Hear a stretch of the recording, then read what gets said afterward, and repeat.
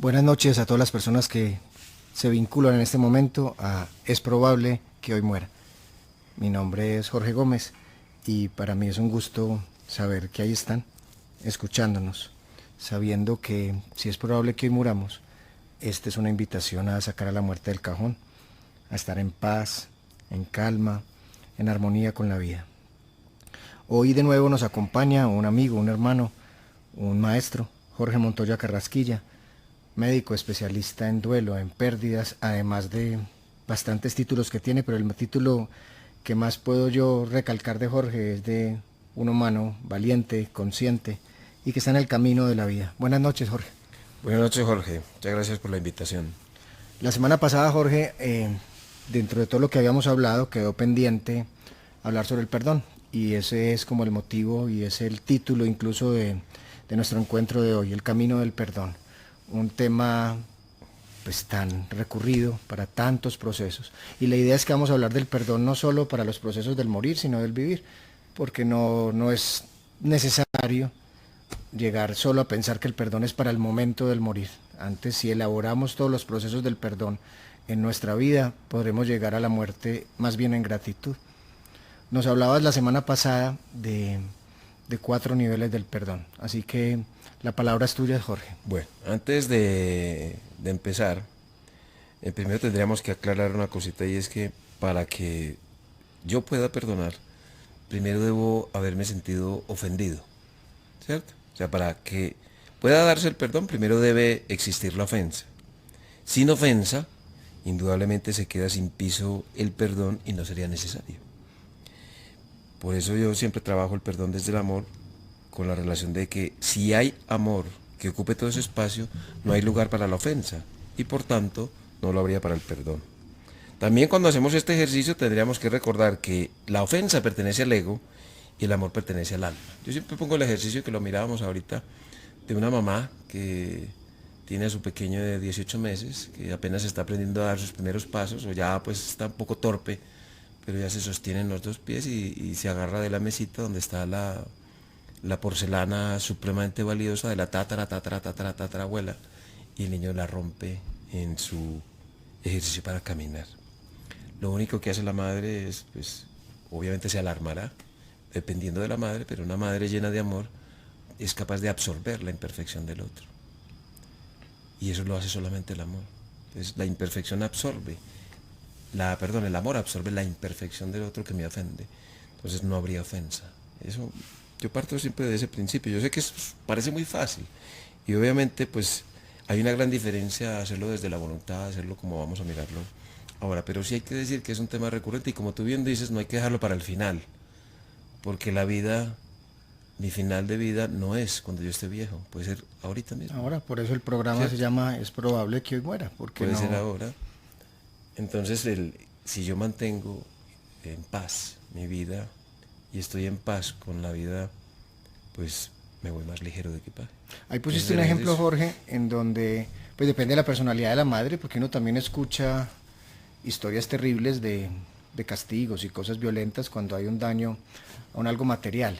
Pero, pero la característica o lo más recurrente o en la vida y en lo que uno ve en los duelos son las heridas en la vajilla del corazón, hermano. Cuando no es un daño material, sino cuando viene una herida en estos procesos en donde uno, por decir algo, en una relación de pareja, se acaba la relación, entonces una herida hacia el futuro, hacia el pasado. Cuando hay heridas de padres a hijos, por proceso de Sí, hijos a padres, en donde nuevamente pues viene la palabra que dijiste ahorita, ahí está el ego, pues siempre estará el ego, ¿cierto? También hay heridas sociales, por ejemplo, cuando en tu empresa de un momento a otro todo se termina o te echan y todo esto. O sea que habría que diferenciar también el... Cuando yo hice terapia neural, Jorge, una de las preguntas más grandes, más simples, pero más profundas, que me enseñó el profesor Payana a discurrir o discernir mientras están haciendo consulta, es preguntarse, ¿es la enfermedad de quién la que viene? Porque ahí uno le pregunta, ¿usted atiende hipertensión? ¿La hipertensión de quién? ¿Usted atiende duelos? ¿El duelo de quién? Aquí es lo mismo, ¿el perdón de quién? Porque ujú, la idea no sería decirle a la gente ahora, hay un protocolo para el perdón. Lo que sí hay es un camino hacia adentro. sí. ¿Cuál es el camino interior hacia el perdón, Jorge? Bien, vamos a, evidentemente, pues, yo no me fijo tanto en la capacidad de perdonar de las personas, sino en su capacidad de amar que es lo que realmente dicta su poder en este asunto. Entonces, antes de empezar, habría que decir que el perdón no es precisamente un acto, no es un acto de la voluntad, se trata más bien de un proceso. Y si miramos el perdón como un proceso, pues podemos analizar lo que nos ha pasado aquí en tantos años, donde Colombia, a diferencia de algunos otros países del mundo, pues se enfrenta a un perdón que es absolutamente colosal, porque son tantos años de violencia. Entonces, primera cosa que podríamos rescatar es que el perdón es un proceso y no es un hecho. Eso sería muy importante. No es posible perdonar desde la voluntad. Desde ahí, desde la voluntad, lo que sí podemos hacer es decidir comprometernos en ese proceso. ¿Qué es la voluntad, Jorge? ¿Eh? ¿Qué es la voluntad? Es el ego, al fin y al cabo es el ego el que dice yo decido tal cosa. Porque hay una frase muy recurrente también entre personas enfermas o en personas en duelo, y es que uno escucha como les dice, es que usted tiene que poner más voluntad, tiene que poner más de su parte, y uno ve que por ahí no va. Por ahí no va, porque es que la gente sí pone de su parte, pero precisamente si estamos hablando de ego y voluntad, habrá un bloqueo por ahí. O sea que nuevamente reiteramos, o sea, hay un camino interno que va más allá de la voluntad. Pues esa es la partecita que nos sigue más adelante, que hablaremos. Por eso se dice que desde la voluntad no solamente podemos perdonar, hay que hacer partícipe de esa instancia divina interna que tenemos las personas. También es importante señalar que si no perdonamos, una parte de nuestra vida permanecerá infectada, permanecerá como inflamada, y cada vez que algo la toque nos va a doler. Entonces es importante pues deshacernos de esa carga innecesaria. Entonces no podemos decir con tanta facilidad de yo te perdono, porque esa frasecita tan recurrente de yo te perdono pero no olvido, o yo perdono pero no olvido, pues es lo que hace que la gente no entienda verdaderamente el perdón.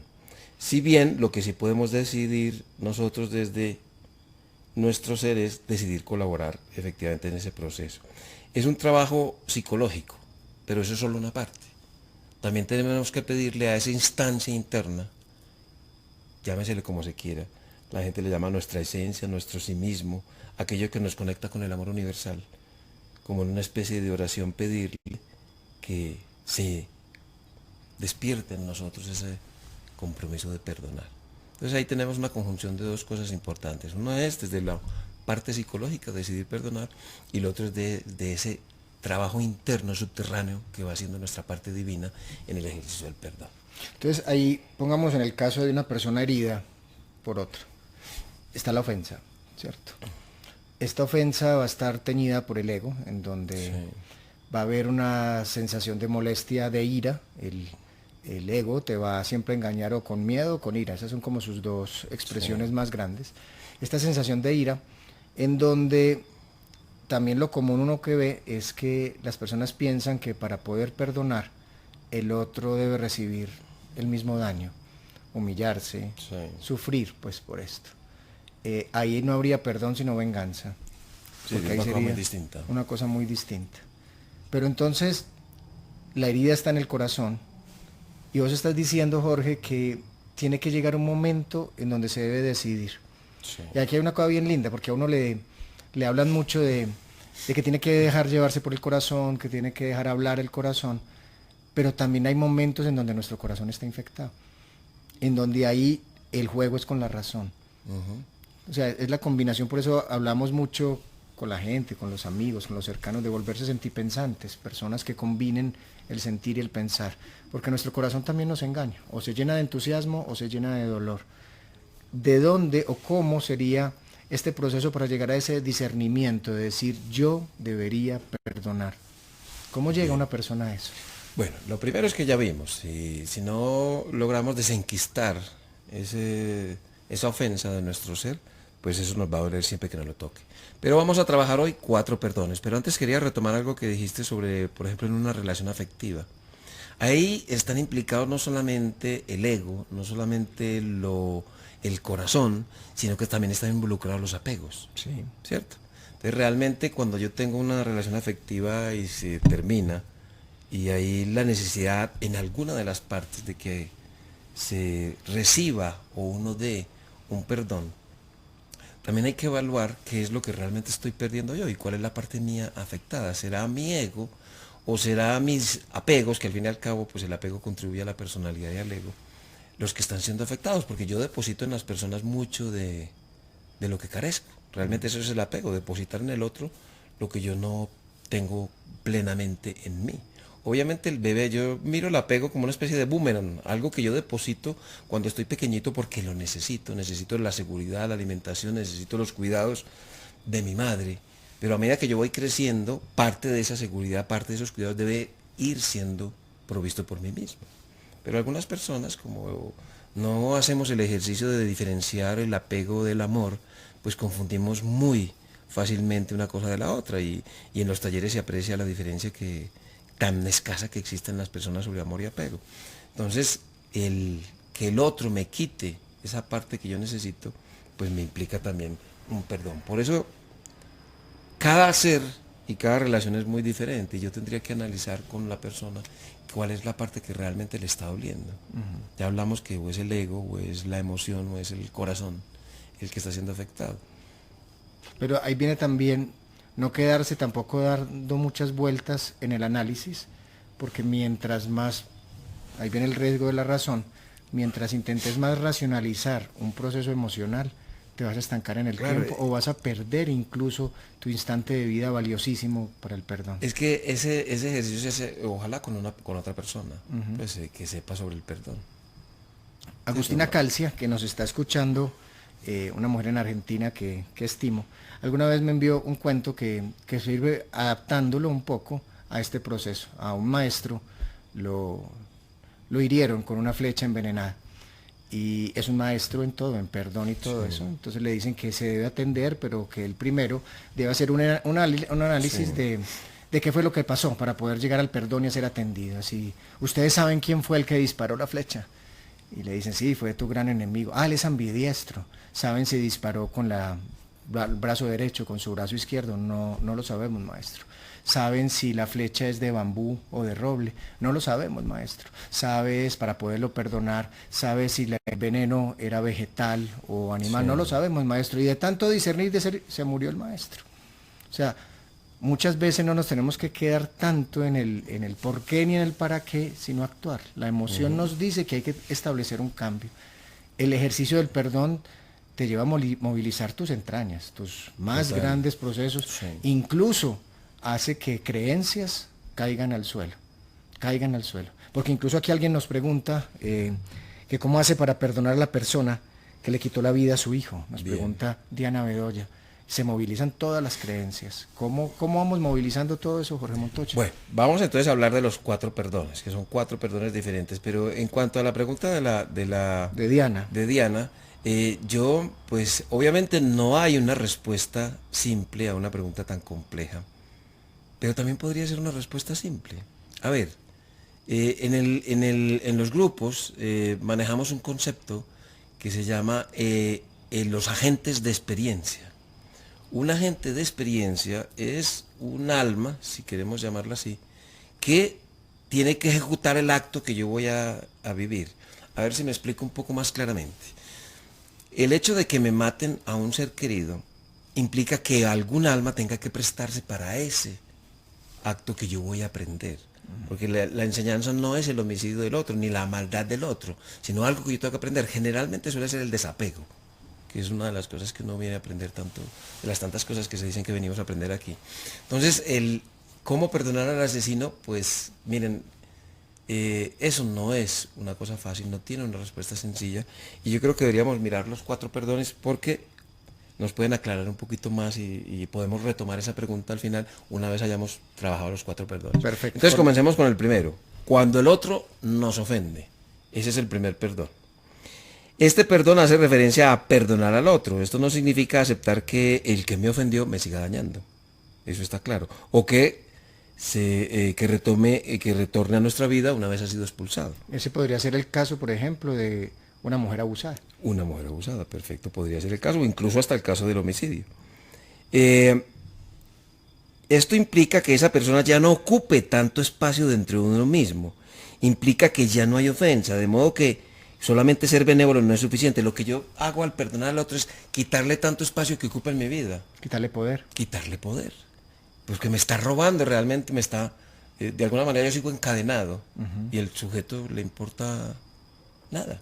Y yo soy el que tengo el problema. Entonces, si yo logro perdonar al otro, lo que estoy haciendo es desenquistarlo, sacarlo de mi corazón, sacarlo de mi vida, de mi alma. Eso tiene que ver mucho con lo que hablábamos la semana pasada, Jorge, sobre este cerebro primario de atacar o huir, en donde si una persona se está sintiendo ofendida, va a estar en ese cerebro de huida y ahí nunca puede existir el perdón. O sea, ahí vamos viendo como poco a poco el perdón implica una elevación de conciencia. Es que ahí, en ese ejercicio de lucha de vida, ahí está predominando la razón, que es la que hace parte del sistema nervioso central. El corazón no está en ese momento trabajando tan claramente. Claro, uno lleno de miedo no es capaz. Y ahí viene una de las cuestiones, Jorge, si yo algún día escribo un libro, o yo tengo ganas de escribir varios, habrá uno que se llamará La maldad de los bondadosos. Sí. Porque uno ve como gente de una bondad suprema aguanta de una manera cultural, desde las creencias, Sí. aguanta el dolor hasta que su corazón se vuelve de piedra, porque ya empieza a desconfiar de todo. Hay que aprender a decir que no, a saber Sí. amar es también decirle que no a un bandido, decirle que no a una persona maltratadora, A un abusador. a un abusador, que porque mis hijos, porque es que está ese chantaje emocional a la mujer especialmente, que entonces va a dejar a los niños en la calle y todo esto. Hay que aprender a decir que no. Tenemos que aprender Que ya no más. que no más. Mira lo que ocurrió ahora en Barcelona. Hubo, después de este ataque terrible terrorista, hubo una manifestación fascista, nazi, y la gente que estaba allá los paró y les dijo, no, es que ningún tipo de radicalismo queremos. Así como fue desastroso aquel que hizo esto con este vehículo, es desastroso que ustedes salgan ahora a decir maten a todos. O sea, nada, o sea, este es llegar al punto de aprender a tener un punto medio. Sí, porque han surgido muchos discursos xenófobos desde entonces. Sí. Y eso obviamente no hace más que alimentar las diferencias que no son más que superfluas. Entonces Sí. estamos hablando de cuando el primer tipo de perdón, cuando he sido ofendido. Cuando he sido ofendido. Ahora, segundo perdón. Cuando nosotros somos los que ofendemos. ¿De acuerdo? Terrible, sí. Este perdón hace referencia a pedirle perdón al otro. Eso implica que tenemos que revisar los eventos, nuestro día a día, determinando a quiénes hemos lastimado, ya sea por torpeza, por inmadurez, por ignorancia, por egoísmo o por cualquier otra cosa. Una vez detectados y siendo conscientes de ellos, pues lo que vamos a hacer es pedirnos perdón a nosotros mismos. Y la efectividad de este tipo de perdón es todavía mayor si lo hacemos, obviamente ante la persona a la que ofendimos sería lo más indicado. Pero muchas veces no se va a poder. Si es una persona que falleció, lo podemos hacer simbólicamente frente a su tumba o frente a su osario. O a una foto. O a una foto, un acto sí, simbólico. como una especie de silla vacía. Sí. Una especie de silla vacía. Y que sea en voz alta. ¿Por Pero, qué? ¿Por qué en voz porque alta? en voz alta nos escuchamos decirlo también nosotros mismos, ¿cierto? No mentalmente, Sí. sino que el oído nos ayuda. Es como cuando leemos y hablamos al mismo tiempo, pues es más efectivo. Nos queda, digamos que se nos graba en dos, en la mente y en el oído, Sí, sí. en la memoria auditiva. La memoria sensorial. También es muy importante, y esto a veces cuando nosotros queremos pedirle perdón a otra persona, tenemos que contar con que la persona no nos acepte el perdón. Muy importante. ¿Cierto? Uno no pide perdón como Como obligado a que me lo tienen que dar. exactamente, como buscando. Es que mucha gente pide perdón buscando es que el otro le diga que sí. Pero si el otro te dice que no, pues te puedes sentir todavía doblemente ofendido. Total, sí. Entonces no vas a perdonar. Por ahí dijiste una cosa que me parece generosa para el corazón y valiosa. Decía es terminando uno pidiéndose perdón a uno mismo. Me perdono por tener que pedir perdón. Sí. O sea, porque es que de nada te sirve pedirle perdón al otro si tus acciones no cambian. Yo alguna vez atendí a un señor, te cuento la historia. Y el tipo me dice en consulta, yo soy un especialista en el perdón. Ah, qué bueno, don Genaro, pues enséñeme, le decía, porque usted es especialista en perdón. Ah, es que cada vez que le soy infiel a mi esposa le pido perdón. No sé, ahí fue, le dije, porque eso no es ser especialista. O sea, ahí volvemos a un punto que vas a llegar ahora. Hay un nivel de conciencia en donde uno dice, no más, por aquí sí. No es.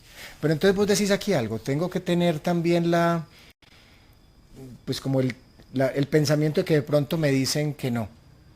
Sí. Pero entonces ahí también yo podría esperar que el otro exija una reparación. Ahora que está de moda no, ahora estamos en el proceso de paz en Colombia, hablando de paz y reparación. Hay una reparación necesaria para el perdón. ¿Y cómo son esas reparaciones, Jorge? Porque no tienen que ser económicas. No. Pues a ver, si analizamos el proceso que tenemos en Colombia, de tantos años de guerra y de tantos años de violencia, que todavía sigue, pues tendríamos que decir que para nosotros hacer un ejercicio de perdón en nuestro país, tenemos que encontrar nuevas formas de perdonar. No va a ser suficiente, o tal vez realmente aplicar las 4 formas de perdón, porque tal vez si uno se podría analizar en esta historia que llevamos, tal vez hemos siempre intentado perdonar desde uno de los perdones, de habernos sentido ofendidos, y ahí nos quedamos. Sí. Pero recordemos también lo que decíamos en la reunión pasada de que me duele más la indiferencia de los malos, la indiferencia de los buenos que la maldad de los propios malos, ¿cierto? Sí. Que decía Martin Luther King, que lo aclaramos. Entonces también, pues yo digo, no, es que yo he vivido en un país violento y yo no voy a perdonar a la guerrilla absolutamente para nada, y yo sigo aquí sin ser un miembro, digamos, benévolo de la sociedad, sino completamente apartado, enquistado en mi propio mundo, sin que nadie lo toque y no permitir nada. Es fácil decir que yo no perdono, pero a los que me ofendieron. Pero eso quiere decir, Jorge, que el perdón no es una palabra, es una acción, como el amor. Como lo vimos, es un proceso. Es un proceso, no es un hecho. Un hecho sería una palabra. Sí. Y el proceso sería el mismo amor, que también es un proceso. Ahí cuando hablas de hechos y procesos, o sea, hubo un hecho en donde me ofendieron u ofendí, uno de los dos. Y eso está enquistado en el tiempo. Al estar enquistado en el tiempo, si yo no perdono o me perdono, me quedaré en pausa biológica, en pausa fisiológica. Como en un stand-by, sí. En un stand-by, porque es que me quedé allí. Mientras la vida sigue, que esa es otra de las cosas que se enfrenta la gente que tiene el perdón como reto, es que la vida sigue, la vida no va a estar en pausa. La vida va a seguir y cuando menos piensa, se adelantó. Están ocurriendo demasiadas cosas, así que el perdón también es necesario para que te actualices a la vida, porque si no te quedarás dando vueltas en círculo en un mundo en donde tu corazón no anda en círculo, anda en espiral, tiene que andar creciendo. Así que el ejercicio del perdón, siendo ofensor o siendo ofendido, es un ejercicio de conectarse con la vida. Claro. Mientras la herida esté ese ego generando veneno en tu corazón, te desconectas de la vida. Así que por eso podríamos decir que el perdón es un ejercicio realmente de vida o muerte, en el sentido de no vas a morir físicamente, pero es que morirás psicológicamente, es que morirás espiritualmente. Así que perdonás es para volver a vivir, no tanto para que el otro sea mejor. Exactamente. Es para que tú vuelvas a sentir que la vida está ahí y que te está dando ideas, porque la vida sabe, hermano, siempre sabrá. Es como le pasa a un niño que ha sufrido un hecho muy traumático, cualquiera que sea, y decide hacer lo que tú ya acabaste de expresar. Yo lo llamo de otro modo, se llaman bloques congelados de tiempo. Es decir, una parte de ti mismo, de tu ser, que está lleno de emociones, que está lleno de cogniciones, que está lleno de sentimientos, que está lleno de memorias, se queda congelado. Es decir, una parte de ti se quedó atrás y no evolucionó con el tiempo. Y eso puede generar unas consecuencias posteriores bastante traumáticas o incluso enfermedades. Total, sí, ¿cierto? Porque es que el cuerpo manifiesta los perdones que nos ejercen. Como decimos nosotros en el duelo, cuando el corazón no llora, otro órgano lo hace por él, y que habíamos hablado, que llora el riñón, llora el hígado, llora el colon, sobre todo en particular. Veamos entonces el tercer perdón, que ya medio lo mencionaste, cuando nos maltratamos al ofender. ¿Esto qué significa? Hace referencia a pedirse perdón a sí mismo por el daño causado a otros. Entonces tendremos que otra vez revisar el día a día, ver dónde fue que nos equivocamos por ignorancia, por egoísmo, etcétera, etcétera, y hacer el mismo ejercicio que en el caso anterior. Pero Benito, entonces yo quiero ampliarlo un poco. Dices, cuando nos maltratamos al ofender. Nosotros mismos, al ofender. O sea, yo hago una ofensa al otro y estoy haciendo entonces un ejercicio personal en donde estoy reclamándome porque lo hice. Sí. O sea que al mismo tiempo me estoy ofendiendo. O sea, lo que estás diciendo es un perdón. Es para que dejes de ofender. Estás haciendo dos ofensas. A una persona que la recibió y a ti mismo, que te estás dando duro todo el día. ¿Cómo lo hacemos entonces más efectivamente? ¿Cómo nos pedimos perdón a nosotros cuando nos maltratamos al ofender? Hagámoslo ante un espejo, que es como hacerlo simbólicamente ante una persona. Sí. Lo haremos y nos pediremos perdón ante un espejo. En voz alta también. En voz alta también. Perfecto. Y el cuarto perdón es cuando nos maltratamos a nosotros mismos. Y hay muchas maneras de maltratarnos. Es pedirse perdón a sí mismo. pero porque nos hemos lastimado, despreciado nuestro cuerpo, saboteado y exigido hasta el extremo, además de habernos expuestos al abuso reiterado de otros ofensores sin brindar los mismos cuidados ni efecto que lo mencionaste ahora. Entonces hace un ratito. este es El cuarto, perdón. cuarto. Cuando nos maltratamos a nosotros mismos. O sea, sin ofensa al otro. Porque el que acabas de decir es Este que ya implica más autoofensa. a efecto físico. Sí. Cuando me doy látigo, cuando me dejo de comer porque es que yo no merezco esto, Porque es que Este en es el el anterior problema. decías lo mismo, nos maltratamos a nosotros mismos, pero hay una fuente o un punto de enlace externo, es que yo ofendí a otro. Sí. Aquí no necesariamente hay una ofensa al otro, sino que yo me estoy saboteando, Exactamente. sin necesidad de ofensa. Sí. O si puede ser que alguien me ofendió y me quedé con esto guardado y me estoy dando y dando duro todo el tiempo. Sí, saboteo total. Muy bien, Digamos que este cuarto es quizá el más complejo, más silencioso. porque es y es el menos, digamos, ventilado. Porque vos secretamente mantenés como esa necesidad de castigarte, porque no fuiste bueno. Es que incluso aquí Claudia Ramírez, hay otras preguntas antes, pero Claudia Ramírez nos escribe algo que tiene que ver mucho con esto. Dice, qué complejo es perdonar, porque implica exponerse nuevamente a la posibilidad de volver a ser vulnerado. Y yo le diría a Claudia que sí, pero también al perdonar te expones a la posibilidad de encontrar un amor que no habías visto antes. Pero fíjate que precisamente eso es lo que vamos a terminar. Recordemos que el amor está total y absolutamente involucrado en la capacidad de perdonar. Ya terminamos. Entonces, en este cuarto perdón, pues también lo ideal es hacerlo en un momento de tranquilidad, de serenidad, con un poquito de meditación, y hacerlo algo muy íntimamente. Respecto a esa pregunta de Claudia, vuelvo a una frase que yo escribí hace unos años. El amor es la medida de nuestra capacidad de perdonar. Cuanto más amamos, menos necesitamos perdonar. O sea, podemos hacer el perdón algo muy complejo. Decir, sí, es que hay 4 perdones, o hay 5 perdones, o hay los que sean, o hay uno solo. Podemos hacerlo muy complejo, pero la herramienta la tengo en mi mano. Y es mi capacidad de amor. Mi capacidad de amor está ahí. Y la tengo disponible en cualquier momento.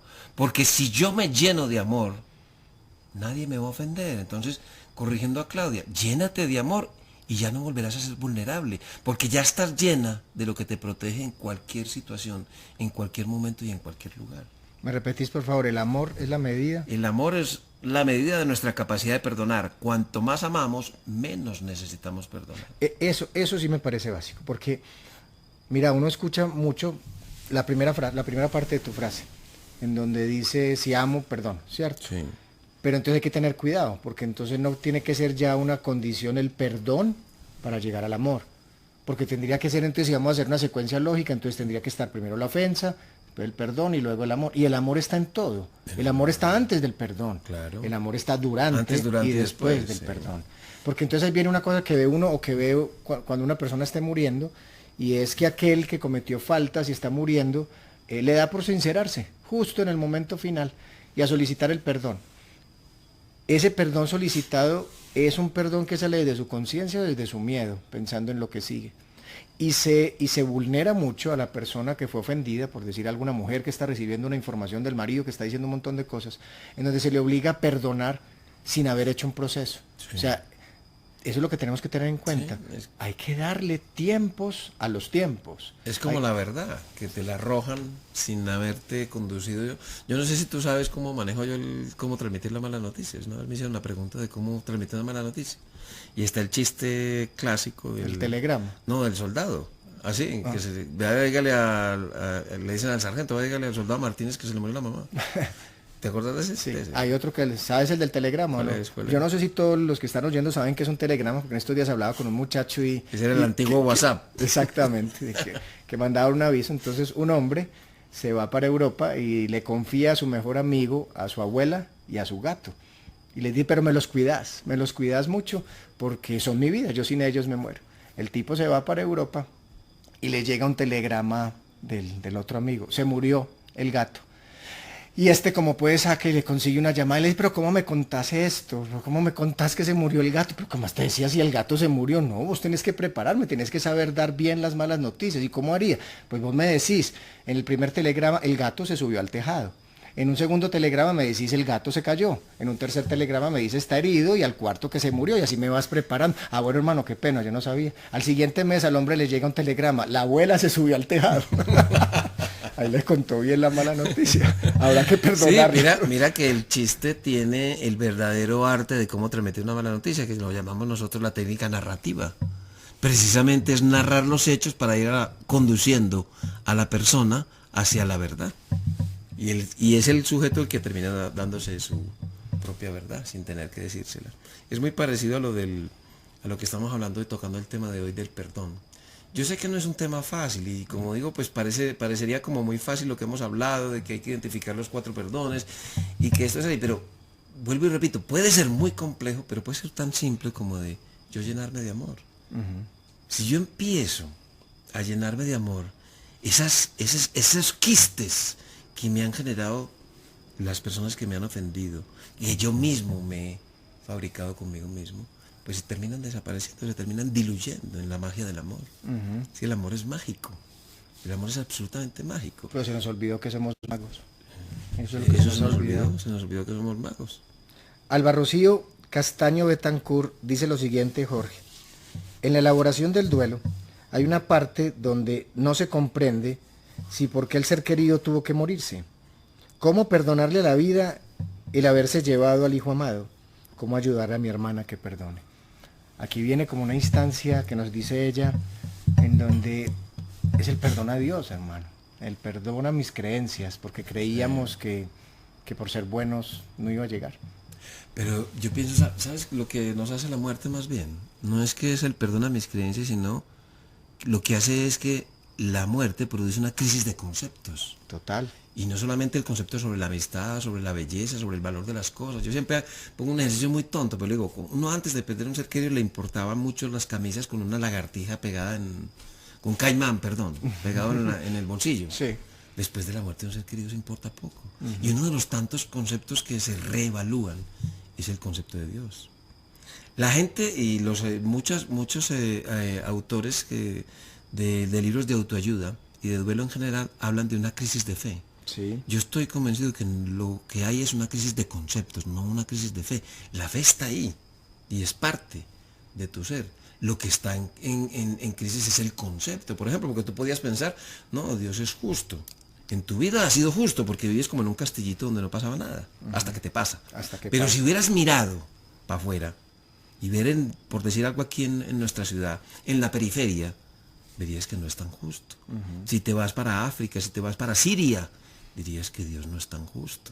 Entonces, lo que entra en crisis es el concepto de justicia, porque yo puedo tolerar, mi concepto de Dios puede aceptar perfectamente que se muera mi papá, si estuviera vivo, de 90 y pico de años, que se muera mi mamá, que se muera una hermana mayor, que se muera la pareja, que se muera un hijo, bueno, un hijo de 45 años, bueno, un hijo de 30, un hijo de 20, un hijo de 5 años violado y desmembrado. Tal vez eso no lo aguante el concepto de Dios, ¿cierto? Entonces, también hay que hacer un ejercicio de perdón con las entidades que nosotros consideremos. Podemos hacerlo de esa manera y eso nos ayuda a entender si es la persona muy religiosa, pues hacer el ejercicio de perdón le vendría muy bien, si se siente ofendido por ese Dios. Otras veces, como decía un tío mío, si Dios, yo estoy enojado con Dios, dice, pues cambia de Dios. Dice, ¿cómo así, padre? Sí, por uno que no se ofenda, porque sea un papá bueno que te quiera aunque tú estés enojado con él. ¿Cierto? Entonces ahí vuelve y implica el amor otra vez. Porque viene el cuento de la voluntad de, que esto es la voluntad de Dios, el asesinato de un muchacho, no es la voluntad de un hombre sin Dios en el corazón, más bien. Sin amor. Sin amor. Hablemos de Dios como amor, Dios es amor. Entonces ahí viene eso, o sea, no podemos poner en una persona o en una divinidad externa, como decía Sábato, la resignación es poner en algo o en alguien externo tu capacidad de perdonar. En cambio, la aceptación es poner en ti tu capacidad de perdonar. Sí. Es que nosotros tenemos que crecer y dejar de necesitar un padre en el que descargar todos nuestros problemas o nuestras desgracias. ¿No? Tenemos que empezar a asumir el rol de adultos y asumir los propios errores que cometemos. Y ahí también viene desde el concepto, desde el lenguaje. Cuando hablamos padre, estamos hablando de una divinidad completa, padre y madre, porque ¿en dónde quedó la mujer? ¿Dónde quedó lo femenino? Entonces es hablar eso, o sea, una divinidad que es Dios y diosa, una fuerza que es amor completo, que no tiene género. Sí. Y para eso, ahí viene el cuento, o sea, salimos del concepto y podemos llegar a una nueva forma de amar. En donde estamos en la escuela, este planeta, es la escuela de llegar al amor, muchas veces a través del error. A través de Es que, como lo vimos la vez pasada, el último error mío es mi último maestro. Sí. Pero ten en cuenta que la palabra Dios es una palabra neutral. No es el Dios, ni la Dios. Sí, Es yo te es entiendo, pero la no mayoría tiene de la artículo, gente, digamos. No la tiene mayoría artículo. de la gente, pero nosotros en el español sí, en el castellano No, sí. en el arquetipo que tenemos de Dios, pues como en la película La Cabaña, pues un señor de Lindísimo. barba, Se acabó. blanca, sí. Y incluso, pues como tenía conflicto con el padre, por eso la primera imagen de Dios que tiene es una mujer. Perfecto, muy bien. Entonces, 4 niveles del amor. He sido... Del perdón. Del perdón, perdón. Cuando me ofenden, Primero, cuando el otro nos ofende. Segundo, cuando nosotros ofendemos. Cuando nos maltratamos al ofender. Y por último, cuando nos maltratamos a nosotros mismos. Digamos que este es un paso más allá del tercero. Cuando nos maltratamos al ofender puede ser verbalmente. Pero este ya es cuando nos maltratamos físicamente y nos castigamos durante mucho tiempo, permitimos el abuso porque sentimos que lo merecemos. ahí vendría también invocando el número 4, uno podría enlazar estos 4 niveles del perdón con los 4 acuerdos de Miguel Ruiz, no sé si los has oído. Sí, Entonces sí, el claro. primer acuerdo, que es el más difícil, es ser impecable con las palabras. Si yo soy impecable con las palabras, no me maltrato ni maltrato. Porque una de las palabras más necias que hace uno con uno mismo es como estoy de viejo, como estoy de gordo, como estoy de feo. Vos estás así, yo no tanto, pero bueno, ¿qué se va a hacer? Yo ya lo asumí, yo ya lo asumí. Yo sé que por ahí me están escuchando y van a decir, oigan a este, sí, pero ya lo asumí. Ese ser impecable con las palabras es importantísimo pues para no ejercer el maltrato. La cuestión es que entramos en ese cerebro reptil, en ese cerebro mamífero y hablan son otros a través de nosotros, ¿cierto? No hacer suposiciones es otro de los acuerdos. Pero espérate, Sí. respecto al ser impecable con las palabras, recordemos que cuando nos comunicamos, solo el 7% de lo que comunicamos viene de las palabras. El 93% es no verbal. Entonces también tenemos que ser impecables con lo no verbal. Con los gestos. Y recordemos que lo no verbal, que son los gestos, el tono de la voz, la expresión de los ojos, las arrugas que ponemos al hablar, la distancia, cómo ponemos los brazos, etcétera, etcétera, eso no es manipulable, eso es involuntario. Entonces también tenemos que ser, ¿cómo podemos ser impecables con lo no verbal? Siendo sinceros, llenándonos de amor. Sí, ahí está el cuento. La verdad, hay verdades tan grandes que no es necesario repetirlas, pero si estás en paz con tu corazón, tus gestos, tus expresiones serán siempre, siempre como sutiles y hermosas. Decía un amigo indígena que hay que pensar en las palabras como semillas, y también ahí los gestos. Y si yo pienso en las palabras como semillas, ¿qué estoy sembrando en el corazón del otro? Y no puedo pretender que con el tiempo, después de haber sembrado una herida tan fuerte, después de haber sembrado ira, después de haber sembrado desconfianza, los frutos de las palabras del otro sean agradables para mí, cuando lo que hice fue sembrarle ese dolor. Entonces dejar de mirar cómo responde al otro, sino más bien qué he sembrado yo allí, ser impecable con eso. Es difícil, porque ser impecable no significa ser perfecto. Porque es que la perfección no necesita impecabilidad, pues el amor perfecto no piensa en el desamor, porque está ahí siempre, estamos aquí. Entonces la idea es hacer el ejercicio todos los días. Hoy, ¿cuántas veces no fui impecable? Como en el ejercicio de que hablábamos del segundo perdón, cuando ofendemos al otro es hoy, a quien por ignorancia, por egoísmo, a quien de alguna manera he ofendido. Eso también puede ser un ejercicio diario. Ahí viene entonces uno de las segundas, yo no necesariamente están en un orden tal cual el libro, pero está no hacer suposiciones. Y ahí sí que hay un conflicto con el perdón, porque muchas veces yo estoy ofendido, no porque el otro hizo o dijo, sino por lo que yo supongo que debió haber dicho o de haber hecho. Entonces ya me enojo con este porque, no sé si sabes el cuento del martillo. Vamos a contar chistes malos. Sí, bueno. Un tipo necesita un martillo. Estoy habituado a eso. Gracias. Un tipo necesita un martillo, ¿cierto? Y recuerda que su vecino de la casa del frente es un experto carpintero y tiene grandes herramientas ahí. Entonces piensa, voy a pedirle un martillo a mi vecino. Y en el camino de ir a la otra casa empieza a pensar, y en donde el tipo no me lo preste sino me lo alquile. Qué desgraciado sería. Y donde el tipo encima de esto no sea que no me lo alquile, sino que me lo niegue, que diga que no y me eche. Y encima de esto donde sea un avaro y encima de eso me empieza a cobrar unos intereses tan altos que yo no pueda pagarle. O me entregue un martillo que para él crea que está bueno, está malo y me toque pagarle otro. Toca el timbre, abre, y cuando el otro le dice, sí, vecino, ¿en qué le puedo servir? Pues ya no me presta el martillo, pendejo, porque no lo quiero. Se llenó de suposiciones y ya generó un conflicto. Claro. No hacer suposiciones no es solo no entrar en chismes. O sea, cuando a usted le digan, ve, te puedo contar un secreto, decirle al otro, pues ya no diría secreto si me lo contás. O sea, entremos en un mundo en donde todo pueda ser, como decías ahorita, desde la sinceridad. Pero la mayor suposición que debemos evitar es la que es con nosotros mismos. Supongo que Jorge quiso decir esto. No, hablo, pregunto, no dejo nada por esclarecer. ¿Cómo no hacer suposiciones? Entonces se podría enlazar con tus 4 niveles del perdón, Jorge. Sí, mira, sabes que me hiciste acordar de los 3 filtros de Sócrates. Que son las 3 preguntas que le pueden a uno cambiar la vida, precisamente así se llaman los 3 filtros de Sócrates. Sobre si es verdad, sobre si es bueno, y no me acuerdo cuál era. Y si es necesario. Y si es necesario, eso. Va muy de la manito con lo que acabaste de mencionar. No sé si, ¿qué más era lo que me estás preguntando?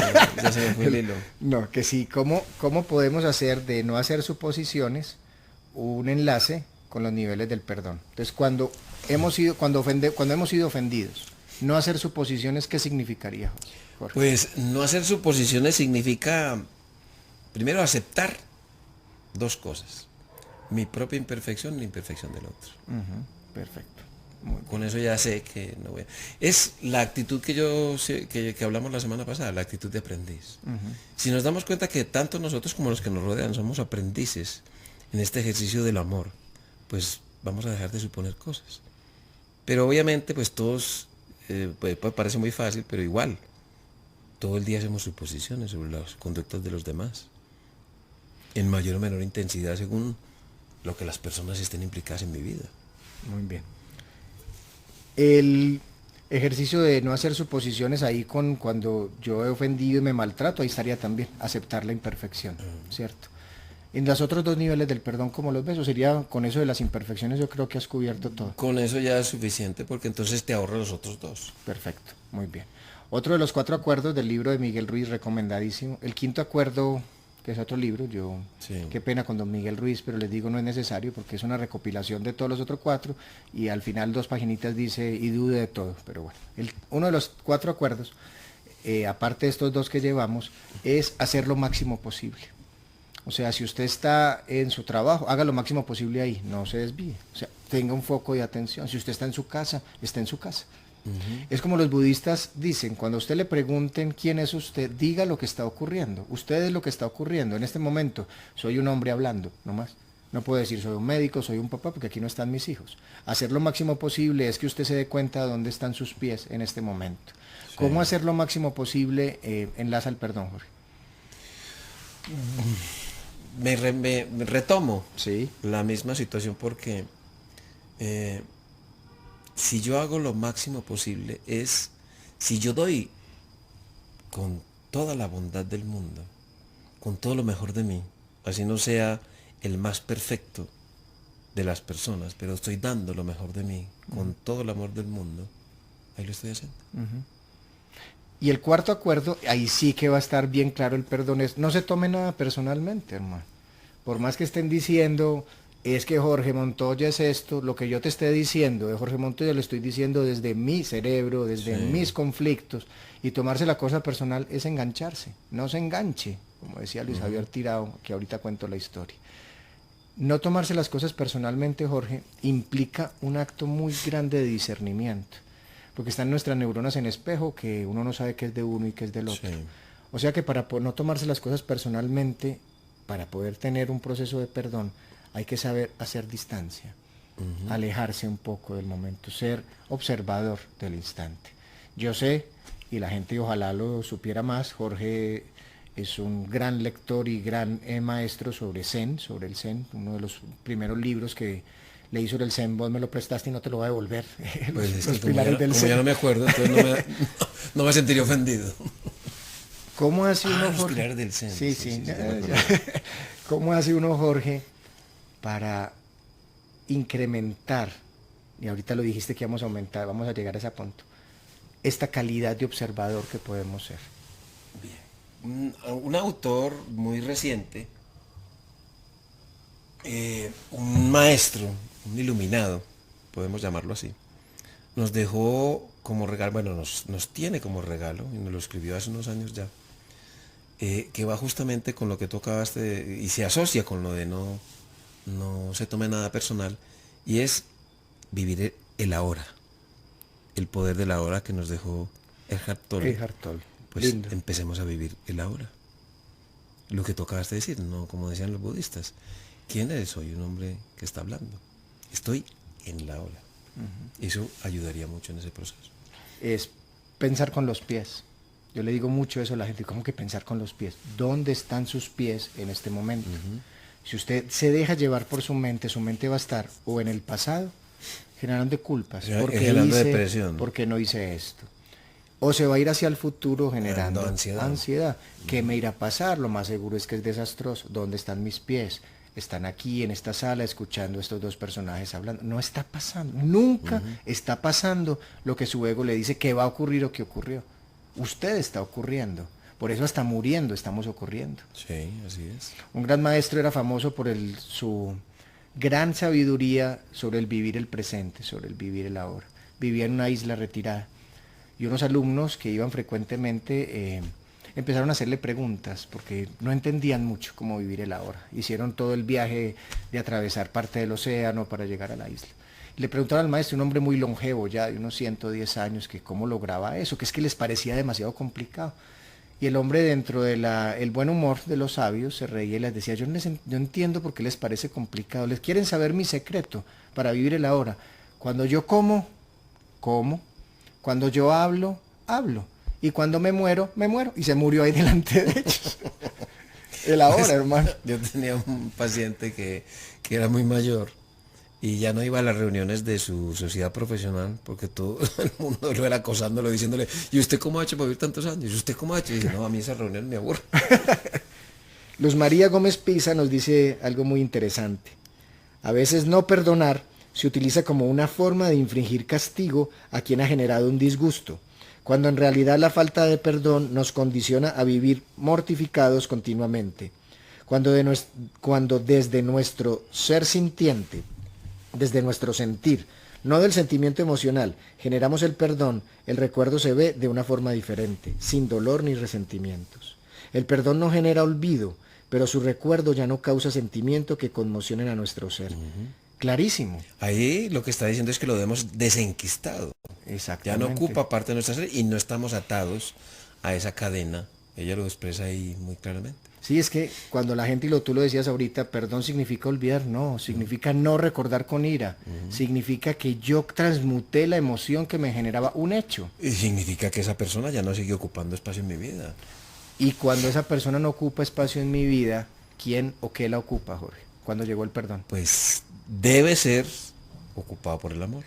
Porque como hemos hablado en la frasecita final, el amor es la medida de mi capacidad de perdonar. Cuanto más amamos, menos necesitamos perdonar. Y que sea ocupado por el amor no significa que cambiaste a una persona por otra. No, es que ahí era el cuentico del clavo que saca otro clavo. Ahí hablaríamos de, bueno, hablando del clavo saca otro clavo, recordemos que cada ser que entra en nuestra vida ocupa parte de nuestra realidad, de nuestro sentido de vida y de nuestra personalidad, de esas tres dimensiones del morir.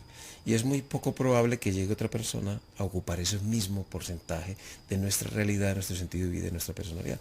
Pues eso es más que un mito. Obviamente cuando uno encuentra otra persona que le ayude a uno en el proceso de sanar un duelo anterior, probablemente esa persona tiene algo que la persona anterior no tenía. Y lo que más se suele encontrar es que esa persona es más humana, o sea, está más llena de amor que la persona anterior. Esa sí te puede ayudar a salir del asunto, pero obviamente un clavo no saca otro clavo precisamente, pues yo lo trabajo así porque es muy improbable, puede darse el caso de que llegue una persona que ocupe las mismas porcentajes que la anterior, pero eso es poco probable. Ahí entonces llegamos a un punto que a mí me gusta mucho trabajar hacia mí mismo en grandísimos errores que he cometido y en lo que la gente lo busca uno a veces creyendo que uno sabe guiar. Y es el llamado perdón basado en la inocencia. Sin meternos a decir que yo sigo un rito religioso general, pues, pero uno de los grandes maestros del perdón es Jesús en la cruz. Sí. Perdónalos porque no saben lo que hacen. No está diciendo ni siquiera que Él perdona, sino que invoca una instancia divina, superior. Sí. el Espíritu Santo, Dios. Y está diciendo que solicita su perdón no por lo malos que son, por lo que lo han torturado y lo tienen en una cruz, sino por su ignorancia. No saben lo que hacen. No tienen conciencia que matar, que torturar, no es el camino. Bien. Entonces ahí viene el cuento. Realmente el perdón significa te perdono por lo malo que fuiste, o más bien me perdono, nos perdono por este acto de inconsciencia que hemos vivido. Porque si te equivocaste, hacía parte de tu humanidad, pero mi humanidad también significa filtrar ese dolor y no perpetuarlo. Porque empezamos a hacer un cuento y yo veo que mucha gente dice, y ahorita cuento si se puede la historia, que voy a dedicarle a enviarle luz a los que mataron a mis hijos, que para que cambien y todo eso. Sí. Primero envíe luz para usted, porque está lleno de dolor. Sí. Como le dije en estos días a una persona y le pareció gracioso, si va a mandarle luz, mándeles luz, pero para que se electrocuten, porque deberían despertar, deberían moverse de otra manera. El chiste, cuando yo me muera voy a ser un ser de luz, y ya tengo más de un hijo de tantas que voy a electrocutar. Más o menos, o sea, la idea es que si yo acepto que el otro ha hecho un acto inconsciente, entonces eso quiere decir que yo estoy entrando en un nivel de conciencia en donde ya no juzgo ni justifico, en donde decir perdón no significa que me voy a ir a abrazar al verdugo de mi hijo, pero sí le voy a decir, usted no me va a seguir matando en vida, porque cada vez que yo me levanto y recuerdo con dolor lo que usted me hizo, se está marchitando el corazón. Es decirle a la vida sí, pero el hecho de la muerte de mi hijo asesinado no va a cambiar. No. Lo que va a cambiar, y por eso un amigo taita dice, no hay mayor venganza que el amor. Es una palabra fuerte decir que el amor como venganza, pero es decir, ese amor que me llenó hizo que el perdón creara un puente. Ahí venganza es un poco metafórico. Sí, es fuerte. Retomando lo que dijiste de Jesús, yo lo veo en decirle a esa madre cuyo bebé de 18 meses rompió la porcelana, decirle, madre, perdona a tu hijo porque no sabe el valor de las cosas. Es igual. Los seres humanos somos, espiritualmente hablando, bastante pequeños, bastante niños. Y no vemos lo que hablábamos sobre la necesidad de crecer y asumir el rol de adultos. Entonces, si yo me considero, como decía hace un rato, como un aprendiz, y el otro también lo es, no se trata aquí de juzgar o criticar quién es el más malo, sino de aceptar la propia imperfección del otro como lo acepto la mía. Estamos aprendiendo. Es como si fuéramos a ver quién es el que mejor hace las cosas. Siempre habrá alguien que lo haga mejor o peor. Somos caminantes en un camino que no sabemos quién lo hizo, pero aquí vamos, poco a poco. Cuando el perdón se instala en el corazón, en tu experiencia, ¿cómo cambia la gente, Jorge? ¿Qué pasa en el perdón? Mira, yo he tenido yo he tenido muchos, y yo soy de la opinión de este Galeano, sí. Lo tengo incluso en mi página de Facebook, sobre cuando te preguntaron quién era tu maestro, y dice, a mí me enseñan, yo tengo maestros todos los días, que son las personas anónimas con las que yo estoy todos los días. Pero sí ha habido dos casos muy particulares de dos grandes maestras que me mostraron de alguna manera lo que es el amor en relación con el perdón. Y te cuento, son dos casos. Por favor. El primero de ellos es una mujer que tenía como unos 40 y poquitos, tenía dos hijos, un hijo en el ejército y una niña de 17 años que vivía con ella. Ella vivía por un barrio aquí de Medellín en un cuarto piso. Y ella se había quedado viuda, pero se había vuelto a tener otra relación, pero la había dejado porque la estaba maltratando. Y era recientemente que la había dejado y se le había olvidado de pedirle las llaves del apartamento. Entonces ella estaba una tarde haciendo sus cosas en casa y llegó el tipo y se le metió en la casa. Y la violentó y la ató en la cama, así tipo película, pues como en cruz. Ay, Dios. La ató a la cama y empezó a darle golpes, obviamente a quemarla con hielo seco, a maltratarla, a abusar de ella. Y cuando estaba haciendo eso, llegó la hija de 17 años entró al apartamento y vio ese cuadro y obviamente se abalanzó sobre el tipo para que le dejara de hacer eso a su madre y digamos que ella lo logró retirar, pero él, mientras la hija intentaba soltar a la mamá, él fue por un cuchillo a la cocina y apuñaló a la chica delante de la madre. Entonces la madre en su desespero pues logró desatarse y intentó evitar que continuara maltratando a su hija, pero al fin y al cabo la mató a la hija. Y no contento con eso, el tipo cogió y la tiró del cuarto piso por la ventana a esta mujer. Cuando yo la conocí, obviamente ya llevaba 20 y pico de cirugías y andaba con un bastoncito muy golpeada, pero esta mujer, con solo verla, tenía como una especie de aura blanca y estaba absolutamente llena de amor. Y dice, doctor, yo no siento ya nada por él. Incluso lo visita en la cárcel. Obviamente yo ya sé que no voy a vivir con él, pero es un ser humano que está aprendiendo y estaba lleno de odio. Y yo no soy así, yo estoy llena de amor. El primer caso de maestra.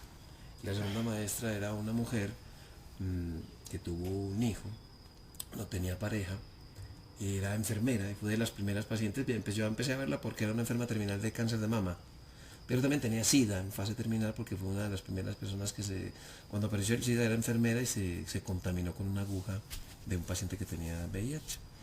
Y esta mujer, pues con la pensión que le dieron de invalidez, le compró un taxi a su hijo, al único hijo que tenía, porque estaba desempleado. Y el chico se fue todo contento a estrenar el carro el primer día y el primer día tuvo un accidente y se mató. Y esa mujer hizo un trabajo de perdón sobre ella misma, que también era así, iluminaba. Y el último caso fue un hombre que llegó a los grupos, a uno de mis grupos, porque él quería perdonar a su mamá. Pero él no decía, yo quiero perdonar a mi mamá, sino el ejercicio del perdón fue a través de cartas. Empezó a escribirle a su mamá. Carta número 1 a fulana de tal, así la llamaba, así que la llamaba mamá. Y empezó a escribir, logró escribir como 20 y pico de cartas y en las últimas cartas ya le decía, cartas a mi mamá. Y logró despedirse y deshacerse de ese lastre que llevaba arrastrando desde que tenía 12 años, que fue cuando la mamá los abandonó a él y a sus hermanos, y el tipo ya tenía como 50 y pico. Y logró ir más ligero de equipado. Ahí, pues yo ya me quedo con esa primera historia y ya con las otras, personalmente con la primera uno pues queda conmovido, conmocionado, pero al mismo tiempo con esperanzas, hermano, porque si uno dice una persona que sufrió tal nivel de violencia, es capaz de perdonar. Es capaz. Y nosotros podremos ser capaces. Podremos ser capaces. Entonces ahí viene una invitación a todas las personas que nos están escuchando. ¿Qué estás esperando para solucionar ese conflicto? ¿Y sabes cuál es el secreto? Que no hay que ir a hacer un curso, no hay que ir a hacer un taller, nada. Porque el remedio, si lo podemos llamar así, lo tienes en tu corazón. Si uno todas las noches, antes de dormir, hace una simple pregunta, ¿qué me quieres decir, corazón? Al otro día hablará el amor. Pero como no le hacemos la pregunta al corazón, sino a todos estos agentes externos, encontramos excusas. Preguntamos al ego. El ego siempre estará ahí. El ego siempre hará esas capas y capas para evitar el contacto con el corazón. Por eso es impresionante cuando hay gente que llega a inconsciencia al momento de morir, porque no todos lo llegan. Habrán inconsciencias externas o las que los médicos a veces hacen cuando sedan, sí. Pero es impresionante cuando estas personas tienen ese contacto con el corazón y no hay muerte posible ahí. Uno nota a la persona en una vida inmensa. La cara. La cara, el gesto, la voz, el color de los ojos. O sea, hay una tranquilidad absoluta. Pero ahí viene uno de los propósitos de este programa, Jorge, y para la gente. ¿Por qué esperar a estar muriendo para ese contacto con el corazón? Siempre estuvo ahí latiéndote, diciendo te amo. Porque la divinidad está ahí. Y es una cosa que he dicho en varios programas. Sí. Los taitas de la Sierra Nevada dicen que el primer latido del corazón es cuando el Gran Espíritu entra allí y de ahí en adelante, cada momento de tu vida te dirá en cada latido, aquí estoy, aquí estoy. Así que busquemos eso hoy. Para la persona que nos escribía, ¿cómo le ayuda a mi hermana que perdone porque mataron a su hijo? Busquen su corazón. Perdón no es una circunstancia externa.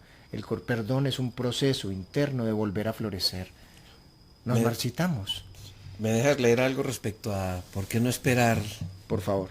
observando que lo que hablábamos sobre observando mi propia finitud. Y vamos a leer algo que dice aquí. No paramos en la muerte de súbito, sino que nos encaminamos a ella paso a paso.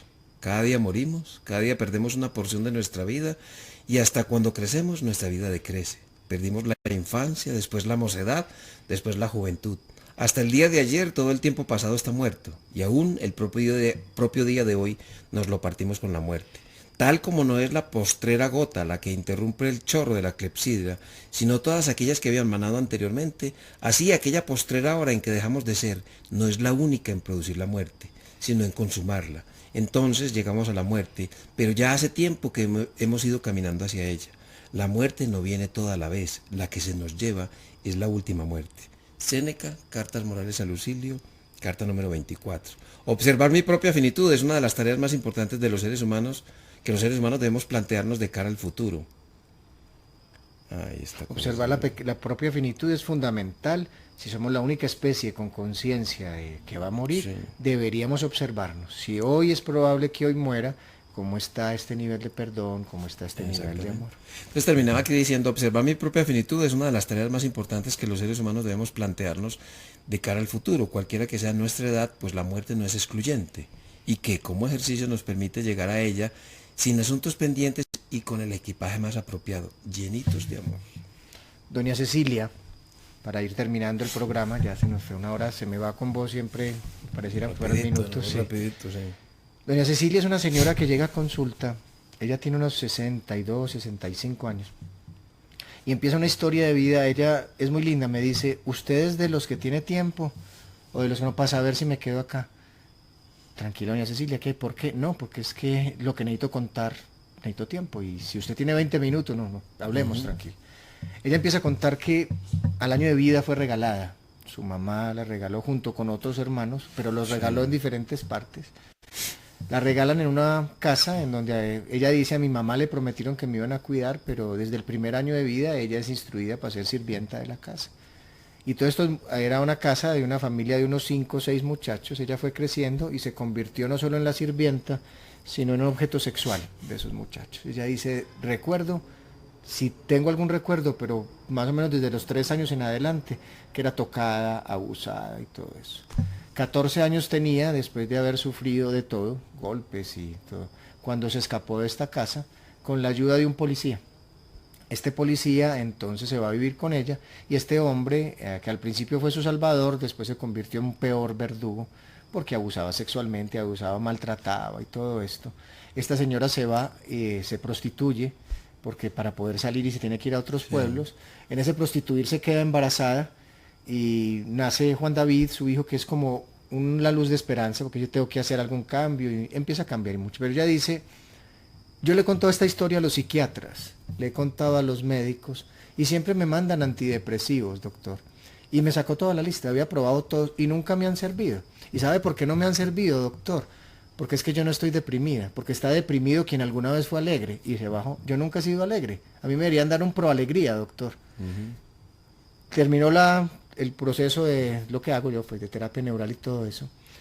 Y ella dice una frase que se me quedó marcada en el corazón. Doctor, la pastilla proalegría se llama el perdón. A partir de hoy me perdono por haberme victimizado por esto. Soy la que soy hoy. Y a partir de hoy haré de mi vida un acto ejemplar. Todos ellos quedaron allá. Hoy vivo el hoy. Jamás volví a ver a doña Cecilia. Espero que eso signifique que el amor es ya lo que la guía. Mira que lo que hizo fue el ejercicio del tercer y cuarto perdón. Y me faltó decir que estos 4 perdones van de la manito. O sea, no se consigue un verdadero perdón si no aplico los 4 perdones. Sí. Porque son sinérgicos. No son lineales. No son lineales. Están ocurriendo. Como está ocurriendo en nuestra vida, como está ocurriendo que mañana es eclipse de sol, no lo vayan a mirar directamente, pero dejen que la luz llegue al corazón. Como ocurre que esto es un encuentro y que esperamos que ustedes encuentren en su corazón los motivos para que se disminuya su necesidad de perdón, como nos dice Jorge Montoya Carrasquilla, gracias a que están llenos de amor. Jorge, muchísimas gracias por todo. Gracias a ti por la invitación. A todos ustedes un abrazo muy grande y si es probable que hoy muera, un abrazo lleno de amor. Permiso.